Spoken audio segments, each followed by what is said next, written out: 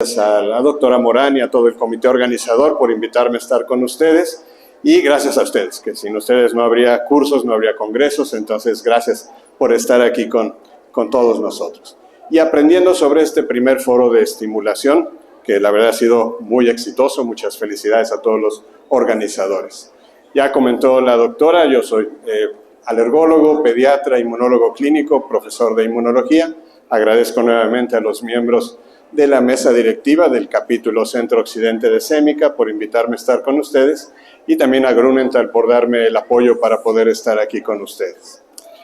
Hablar sobre este tema, bueno, es muy amplio, tenemos 20 minutos, 30 minutos para hablar de esto, y pues lo que podemos hacer es tratar de abarcar dos objetivos. Ya se ha estado platicando muy bien en la mañana sobre la barrera epitelial, ahora vamos a enfocarlo un poco hacia los virus respiratorios. Y luego un poco sobre qué podemos hacer para mejorar esa respuesta inmunológica que todos quisiéramos que fuera cada vez más útil contra muchos de estos agresores. Entonces, ¿qué sabemos sobre esta barrera epitelial y su relación ahora en especial con estos virus respiratorios? Sabemos que los conceptos de la barrera epitelial no son nuevos, pero han ido progresando poco a poco. Desde hace mucho tiempo se empezó a hablar de la hipótesis de la higiene, y eso nos ponía en contacto con los microorganismos, cómo los microorganismos pueden afectar el desarrollo de nuestras funciones. Después ya se habló de la hipótesis de los viejos amigos. No era cualquier microorganismo, no era exponernos a todos los patógenos, sino solamente a los que ya hemos tenido un equilibrio con ellos desde muchas generaciones. Y luego se empezó a hablar de la hipótesis de la biodiversidad. No es solamente importante quiénes están, sino en qué proporción están, en qué sitio están. Y ahora esto ha evolucionado hasta la teoría de la barrera epitelial. Entonces, tratando de resumir un poco, vamos del contacto con infecciones hacia lo que conocemos ahora de la microbiota, cómo equilibramos esa microbiota y cómo se desequilibra en esa disbiosis, y ahora cómo hay agresores en el epitelio, cómo hay muchos agresores, agentes nocivos en el medio ambiente que pueden afectar esa integridad en la barrera, en esa frontera inmunológica, que puede ser también por una disbiosis, un desequilibrio microbiano, y todo eso puede hiperactivar al sistema inmunológico. Las barreras epiteliales están en muchos sitios, no solamente en la piel, también pueden estar en nuestras mucosas, mucosa respiratoria, mucosa digestiva, y tienen diferencias anatómicas importantes. Ya se comentaba ahora en la mañana cómo la barrera intestinal es una sola capa, en cambio la barrera epidérmica son muchas capas, por ejemplo. Pero además de estas diferencias anatómicas, también puede haber un poco diferencias entre cómo nos exponemos a esos agresores y qué hacemos para responder hacia ellos. Por ejemplo, en la barrera respiratoria, en esta frontera inmunológica de la mucosa respiratoria, tenemos la inmunidad constitutiva y sobre todo el transporte mucociliar, que nos ayuda a barrer muchos de estos agresores. Pero también tenemos inmunidad innata a través de mensajeros, citocinas, mediadores químicos y células que no tienen receptores específicos para antígenos, pero que pueden ayudarnos muy bien en esta respuesta. Y también ya se ha comentado ahorita en la mañana muy bien acerca de péptidos antimicrobianos, que no son solamente hacia bacterias, vamos a ver que también pueden tener efectos contra virus, contra hongos, contra muchos otros microorganismos. Defensinas, catalicidinas, pero también lisocimas, inclusive el factor surfactante. Y también la inmunidad adaptativa. Ahora sí, receptores específicos, células, linfocitos T, linfocitos B, con receptores específicos para algún antígeno, y no solamente para activar, sino también para regular esa respuesta. Y la producción de anticuerpos, en especial la IgA secretoria, que se ha platicado muy bien toda la mañana. El transporte mucociliar es muy importante en esta barrera respiratoria, junto con estas células vigilantes en la frontera. Entonces, si nosotros nos imagináramos qué está pasando en esa mucosa, ese transporte mucociliar es altamente efectivo para barrer con todo lo que se queda adherido a esa película de moco. Y tenemos células que están vigilando cómo activar al resto del sistema inmunológico si es que algún agresor se pasa de esa frontera o nos está causando problemas. Y células dendríticas, células cebadas, células linfoides innatas están ahí presentes para poder activarse rápidamente ante estos agresores. Hay muchas formas de activar la inflamación. Una que nos interesa mucho en alergia es la inflamación tipo 2, a través de linfocitos TH2, a través de células linfoides innatas tipo 2, y muchas células efectoras, pero la más representativa quizás son los eosinófilos. Y en esa forma de activar la inflamación tipo 2, estas células, TH2, células linfoides innatas tipo 2, mandan mensajeros, citocinas tipo 2, que activan a muchas de las células efectoras, en especial a esos eosinófilos que tratan de ayudar quizá en la defensa contra un parásito, lo más clásico son los helmintos, pero también nos ayudan contra virus, contra bacterias, contra muchos otros microorganismos. Y hacen cada vez más eficiente esa protección en esa barrera respiratoria. Y esta función de esta barrera respiratoria, en esta inflamación, también participa en otras citocinas. La interleucina 5 es quizá la más importante para activar y atraer a los eosinófilos, no la única, pero la interleucina 13 que producen puede aumentar la producción de moco para que ese transporte mucociliar sea más intenso, y también la producción, por ejemplo, de óxido nítrico. Y el PAF es uno de los mediadores que también se pueden estar liberando y que, bueno, en una respuesta excesiva podría causarnos también problemas, como vemos en el asma, en un paciente que hay contracción del músculo liso, pero también hipersecreción de moco, edema, inflamación y sobre todo esa obstrucción que le da tantos problemas al paciente, una hiperrespuesta en esa vía aérea y finalmente una mala reparación, un remodelado en esa vía aérea dañada.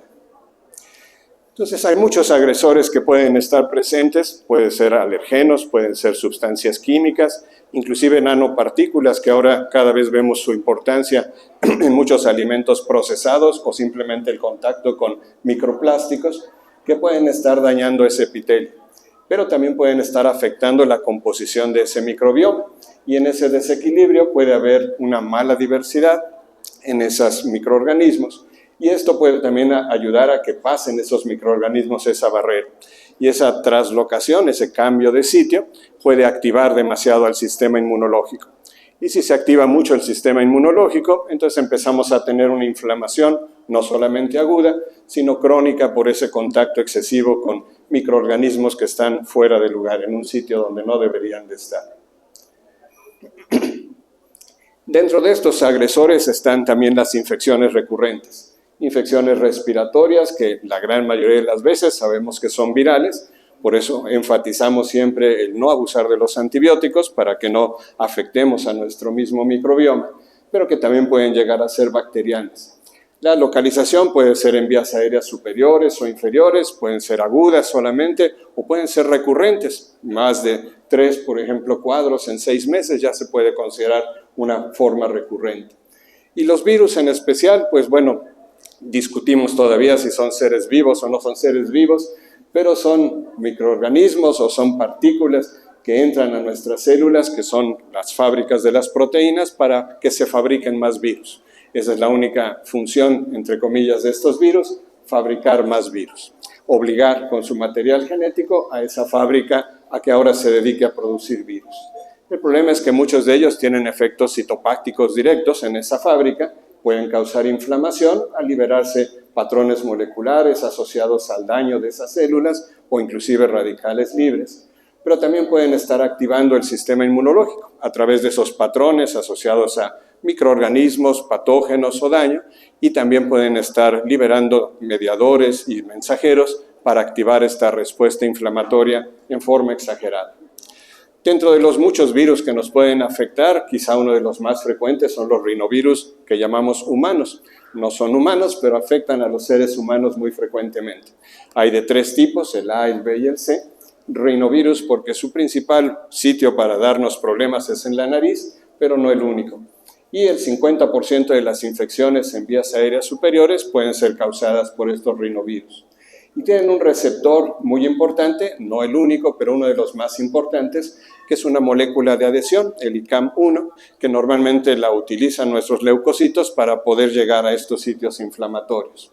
Entonces el rinovirus se aprovecha de la inflamación para facilitar también la entrada a estas células y seguir fabricando más virus. ¿Qué hacemos en general contra los virus? Podemos tratar de neutralizarlos en sus efectos directos o indirectos, a través de péptidos antimicrobianos, como ya se ha platicado con las defensinas.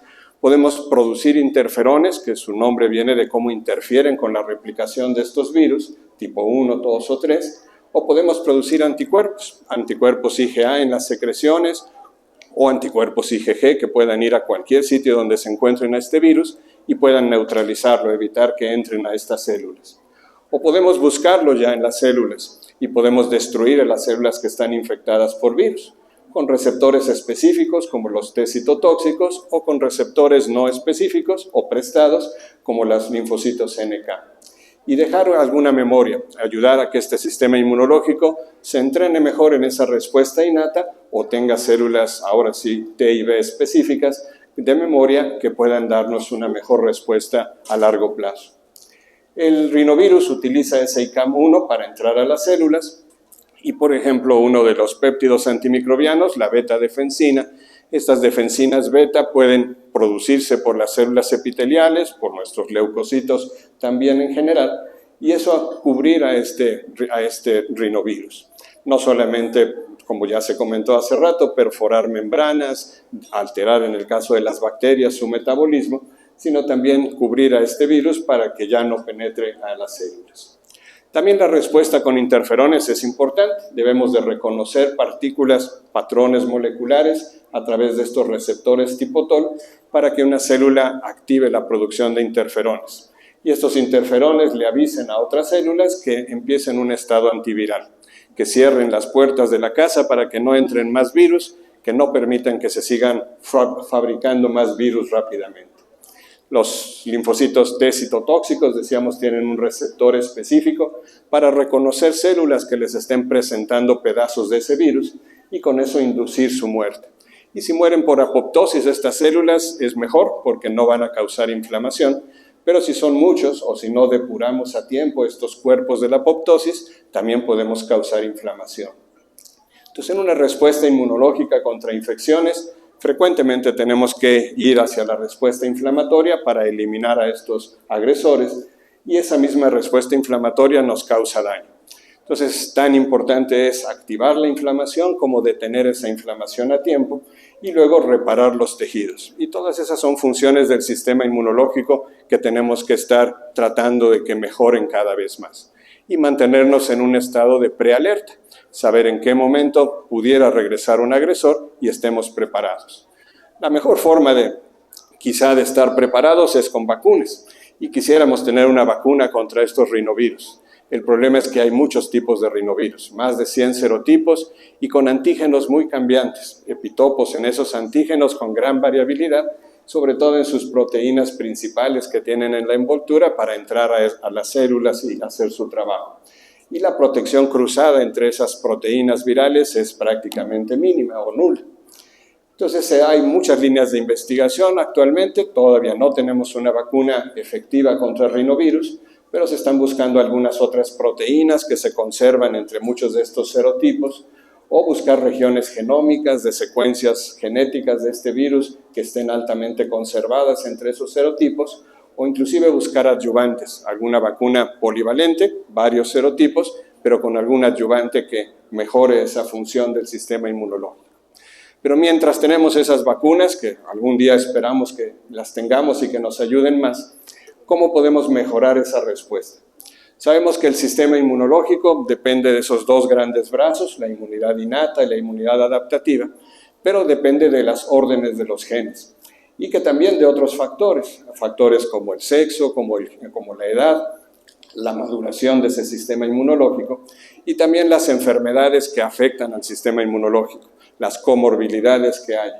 Y ahora sabemos que hay muchos otros factores ambientales que pueden modificar la expresión de estos genes. La epigenética puede hacer que estos genes del sistema inmunológico funcionen mejor o no funcionen mejor o funcionen peor. Y la exposición a tóxicos, la forma en la que nos alimentamos, el estrés que manejamos bien o no manejamos bien, la exposición al sol y al ejercicio, ya se comentó muy bien ahorita sobre la importancia de la vitamina D, y también la relación con el microbioma y en general con todos los microorganismos es importante en esos pasos. ¿Qué podemos hacer para mejorar la maduración? Decía la doctora Saucedo en la mañana, el tiempo en el que tarda madurar el sistema inmunológico probablemente es de 3 a 7 años. Entonces esa lactancia que ella decía hasta los 7 años, pues no está tan mal dentro de esa maduración. Pero hay más cosas. llevar una dieta saludable. Algunos quieren ser vegetarianos y deciden ser vegetarianos y hacer una mejor dieta, o una vida sana, ejercicio, hacer algún tipo de deporte en forma regular y exponerse al sol, pero sobre todo evitar tóxicos, tener mejor control de enfermedades asociadas y tener en el mejor control y regulación posible nuestro microbioma. Podemos entrenar a este sistema inmunológico. Antes pensábamos que la inmunidad innata no tenía ningún tipo de memoria. Ahora sabemos que no es una memoria a largo plazo como la inmunidad adaptativa, pero que por cambios epigenéticos y metabólicos podemos hacer que esta inmunidad innata responda mejor las siguientes veces. Y estos cambios epigenéticos y metabólicos significan una reprogramación intracelular. Tenemos que modificar la forma en la que esta célula reconoce a esos patógenos, modificar los receptores para reconocer patógenos como TLRs y otros, y también aumentar las enzimas para que le den un mejor metabolismo, una forma más rápida, más efectiva de utilizar todos sus procesos en esta célula. Entonces es una combinación de cómo aumentamos la expresión de receptores, facilitamos la acción de estos factores nucleares, que también ya se comentaban algunos de ellos, factor nuclear AT, factor nuclear kappa B, y también en el lado metabólico, cómo podemos acelerar ese metabolismo en esa célula, que se facilite la producción de energía que va a necesitar esa célula para hacer más funciones. En la parte epigenética sabemos que para poder leer el DNA tenemos que separar a las histonas, y hay muchos mecanismos, metilando, acetilando, haciendo diferentes procesos para poder separar esos rodillos y leer ese DNA. Y cuando una célula se activa, cuando activa ese material genético, se separan esos rodillos para que se transcriba fácilmente ese orden, esa información que está en el DNA. Pero en estas células ese entrenamiento significa que esas cosas que se utilizaron, estas marcas epigenéticas con grupos metilo o acetilo para separar esas histonas, ahora no se quitan por completo, algunas se mantienen ahí. Y esto ayuda a que la próxima vez ahora tengan un camino más fácil esos factores de transcripción nuclear para que se copie ese DNA y se produzcan algunas proteínas. Y esto no solamente en células maduras, sino también en células que todavía están inmaduras, que van en su proceso de maduración, y esto nos va a ayudar a que toda la familia de esas células, cuando se dividan, también tengan esas marcas epigenéticas, ese camino más facilitado para que haya una protección. Y una ventaja de la inmunidad inespecífica, antes lo veíamos como una desventaja y ahora lo vemos como una ventaja, es que la protección es heteróloga. No es solamente hacia el primer agresor, sino a los siguientes que vengan y que pueda esa célula participar. Entonces, en la respuesta primaria tenemos un nivel de respuesta útil, pero ya cuando se entrena esa respuesta, el nivel seguramente será más. Y no solamente hacia el agresor inicial, sino hacia otros que estén en ese momento también causando problemas. ¿Qué opciones tenemos para ayudar en esto al sistema inmunológico? Hay muchas. Las vacunas son nuestra primera opción, pero no siempre tenemos la vacuna que queremos o en la forma en la que la necesitamos. También se han utilizado citocinas, fármacos, carbohidratos complejos, derivados de plantas, de animales. Ya también se hablaba ahora de vitaminas también de muchos tipos. Y en especial quizá los bacterianos, los derivados de bacterias son los que más información se tiene actualmente sobre cómo se utilizan. Y estos inmunoestimulantes bacterianos pueden ser de muchos tipos. En la primera generación fueron extractos completos de bacterias, después ya se fueron buscando componentes en sus membranas o en sus ribosomas, o luego lisados por medios químicos, mecánicos o de alguna otra forma, o células completas inactivadas por calor. Y se ha buscado darlos en forma subcutánea, oral, intranasal, sublingual, de diferentes formas. Se siguen haciendo investigaciones cuál puede ser la más útil. ¿Qué vemos en esos componentes bacterianos? Vemos que puede haber lipopolisacáridos, puede haber glicosamínglicanos, también flagelinas, motivos también CpG, citosina, fosfato, guanina, motivos del DNA, DNA completo, RNA completo, puede haber plásmidos para comunicarse entre ellos, puede haber endotoxinas, exotoxinas, hay muchas cosas cuando hablamos de un lisado o un componente de bacterias. Pero muchas de ellas van a funcionar como patrones moleculares asociados a esos patógenos para activar sobre todo esa respuesta innata. Y también muchos de ellos podrán funcionar como antígenos. para que realmente sean reconocidos por receptores específicos de esos linfocitos T, de esos linfocitos B, en la inmunidad adaptativa. Estos patrones moleculares, que pueden ser de patógenos, pueden ser de daño o simplemente de microbios, antígenos, que la gran mayoría de ellos los entendemos como proteínas, pero ahora sabemos que también carbohidratos y combinaciones como lipopolisacáridos pueden funcionar como antígenos. Lo que están haciendo es activar ese sistema inmunológico. Los patrones moleculares, a través de esos receptores para reconocerlos, tipo TOL, tipo NOT, tipo RIG, tipo lectina, hay de muchos tipos en la inmunidad innata, y los antígenos por receptores específicos de linfocitos T, de linfocitos B. Y no solamente para estimular, también queremos que se regule esa función tan importante del sistema inmunológico que es la regulación. Si solamente estimulamos y no controlamos la inflamación, no sería un trabajo completo. Entonces tenemos que aumentar la forma en la que responde hacia virus, hacia bacterias, hacia agresores, pero también ayudar a que a tiempo se controle el daño. Y sea en ese sentido, en ese tiempo, primero activar y después detener. Porque si primero detenemos y luego queremos activar, pues tampoco vamos a ayudar en esa respuesta. ¿En qué personas? En todas las personas nos interesa que el sistema inmunológico funcione bien. Pero en los extremos de la vida, en niños pequeños, en adultos mayores, hay dos problemas. La inmadurez inmunológica en los niños pequeños, el envejecimiento del sistema inmunológico. Le llamamos inmunosenescencia porque suena bonito, pero senescencia es senectud, es el envejecimiento del sistema inmunológico. Y en esos dos extremos de la vida hay menos vigilancia hacia patógenos, menos rapidez en activar las respuestas, eliminamos con más dificultad a los virus y además controlamos con más problemas la inflamación, teniendo inflamación persistente y en el caso de los problemas respiratorios, afectando más la función pulmonar a largo plazo. Entonces esos grupos en general son los que más nos interesan. O pacientes que su vía aérea está en riesgo, porque se inflama más fácilmente, es un paciente alérgico que tiene más inflamación al contacto con un alergeno, o un paciente con EPOC, porque ya tiene un daño también importante en esa vía aérea, alguna enfermedad respiratoria crónica que los está predisponiendo. Y hay muchas alternativas que se están buscando, dentro de ellas están estos lisados bacterianos, como ese OM85, que ha habido estudios que demuestran que sí puede ayudar en varios sentidos. En la barrera epitelial, en esa inmunidad constitutiva, puede disminuir receptores de virus, como ese ICAM1 que platicamos, y también hay estudios para ver los receptores que utiliza este SARS-CoV-2, de este COVID-19, que nos ha dado tantos problemas todavía. Pero también aumenta la producción no solamente de péptidos antimicrobianos como las beta-defensinas, sino también de interferones y algunos otros receptores de complemento. Ups, se fue muy rápido. Pero además puede entrenar al sistema inmunológico, reprogramar epigenética y metabólicamente a células innatas y también puede ayudar en la inmunidad adaptativa para mantener un mejor equilibrio TH1, TH2, activar linfocitos T y B de memoria, mayor producción de anticuerpos y también activar a las poblaciones que van a controlar esa inflamación, a esa regulación.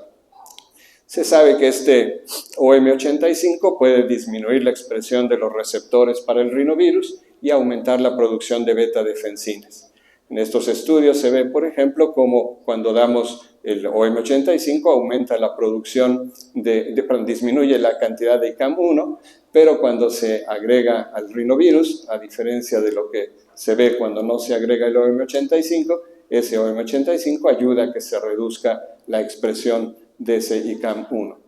Y en el caso de las beta-defensinas, aumentan cuando se agrega este lisado y es dosis dependiente. Mientras mayor es la dosis que se utiliza en esos estudios, mayor es la producción de esas defensinas.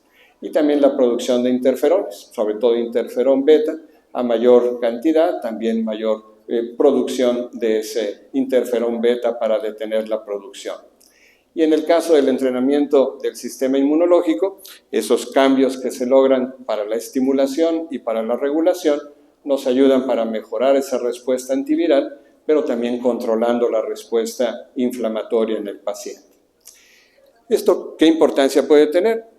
Seguramente no es exclusivo de un producto, pero es el producto que más ha estado haciendo estudios para ver cómo estos PAMs, estos patrones moleculares asociados a esos patógenos, pueden estar activando estas respuestas. Mejorar esa respuesta antiviral con linfocitos Th1, macrófagos, linfocitos NK, aumentar también la cantidad de células reguladoras para controlar en especial a esos Th2 y aumentar la producción de anticuerpos, IgA secretoria, IgG1. En la inflamación tipo 2 que veíamos al principio, hay niveles altos de interleucinas 4, 5 y 13 que permite que haya ese desequilibrio en forma persistente de los linfocitos Th2 y si logramos con estos lisados dar un mejor control, una mayor regulación, podemos lograr un mejor equilibrio. Y esto puede ayudar para que no solamente sea mejorar las funciones hacia una respuesta antiviral, sino también, como ya se comentaba hace rato, en la vitamina D y probablemente en otros productos, ayudar a que haya una menor producción de IgE, menor facilidad de tener una respuesta alérgica.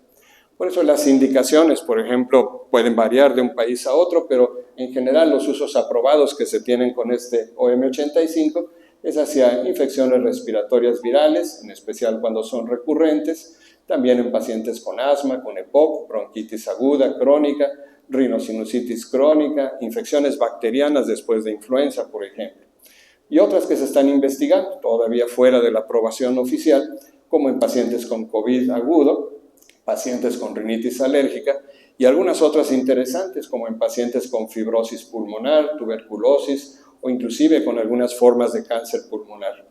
Y no solamente a nivel respiratorio, también fuera de aprobación oficial todavía, pero hay estudios muy interesantes en dermatitis atópica e inclusive en síndrome nefrótico con estos productos.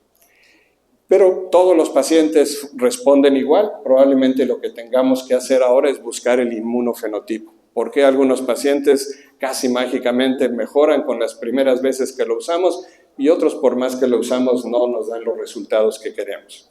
Hay un estudio interesante donde habla de este factor. Recordemos que en una infección viral queremos hacer producción de interferones para ese estado antiviral. Y uno de los factores reguladores importantes es el 7, el factor regulador de interferón, el factor 7. Se ha visto que en niños, por ejemplo, no todos expresan igual este factor regulador. No todos pueden estar expuestos a un alergeno, a un virus y tener problemas de asma, tener problemas de sibilancias en forma recurrente. Pero los que tienen una expresión alta de este factor regulador tienen cuadros menos prolongados y menos frecuentes las exacerbaciones, a diferencia de los que tienen baja la expresión de este factor regulador, que tienen cuadros más prolongados y más frecuentes. Y este grupo es el que más se beneficia cuando dan ese OM85. Entonces, tal vez tengamos que ir haciendo y viendo lo que los investigadores nos vayan dando sobre estos estudios para tratar de seleccionar cuáles son los pacientes en un futuro que realmente puedan tener esos resultados. Entonces, con esto creo que abarcamos. Los últimos mensajes que yo quisiera darles es que sí podemos ayudar a evitar contagios siempre y cuando nuestra memoria de las pandemias no se nos agote. Sabemos que en las pandemias recordamos que tenemos que lavarnos frecuentemente las manos, desinfectar las superficies, no tocarnos la cara, cubrirnos la nariz, la boca al estornudar y aislarnos cuando estamos enfermos. Pero pasa la pandemia o disminuye la pandemia y nuestra memoria se pierde. Entonces, bueno, nos pasó con la influenza, ojalá que no nos pase con el COVID y que durante más tiempo esta memoria de lo que debemos hacer dure. Y que mejore nuestro sistema inmunológico. Mantenerlo siempre en las mejores condiciones será nuestra mejor forma de responder hacia cualquier virus, bacteria o agresión. Pero para eso tenemos que seguir las recomendaciones que nos da la Organización Mundial de la Salud, llegar a un estado completo de bienestar físico, mental y social, con una dieta equilibrada, evitar adicciones de muchos tipos, el ejercicio por lo menos 30 minutos al día, mantener la mejor higiene posible, no solamente física, sino también mental, y lo que hacemos en estos congresos, reunirnos con amigos para tener una buena higiene social. Invitarlos a nuestros siguientes congresos, el Congreso Mundial de Alergia, que se une a la Academia Americana de Alergia en San Diego. Ojalá que puedan asistir y ver a más de 7,000 médicos que van a asistir a ese congreso, y a nuestros congresos nacionales. En Semica, que va a ser en Veracruz en junio, y Compedia en Puerto Vallarta en julio. Allá son todos bienvenidos para poder seguir platicando de estos temas y nuevamente muchas gracias por invitarme.